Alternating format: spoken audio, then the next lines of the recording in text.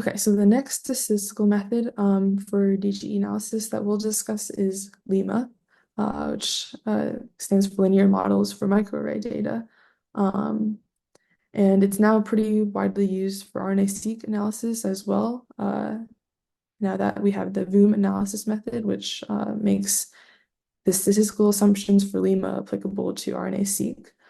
So this VUM analysis method, it essentially transforms those RNA-seq counts and estimates the variance such that we can still apply the microarray methods.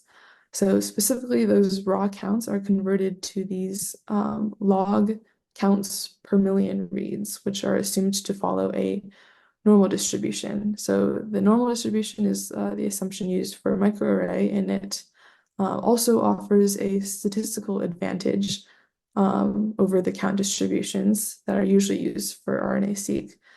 So this comes from the fact that count distributions are usually more mathematically limited than the normal distribution due to intractability. So that's one of the advantages of making this normal assumption. And then the VUM method, it's kind of a loose acronym for variance modeling at the observational level. And the goal of VUM is to model the relationship between the mean and the variance of the genes.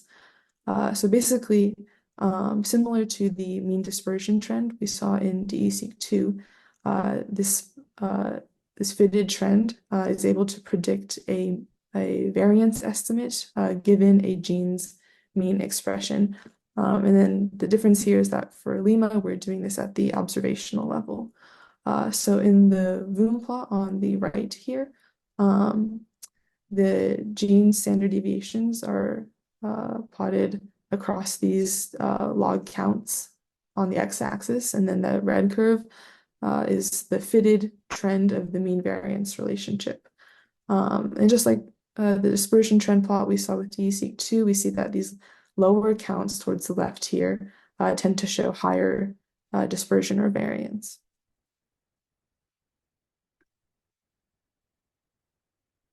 So basically, once that mean variance trend has been fitted, VUM will go ahead and predict variances for each gene in each sample. So this is that observational level modeling. And then these predicted variances are applied as precision weights in those gene-wise linear models between the log counts and the experimental variables. So basically, observations with high predicted variance are going to be weighted less.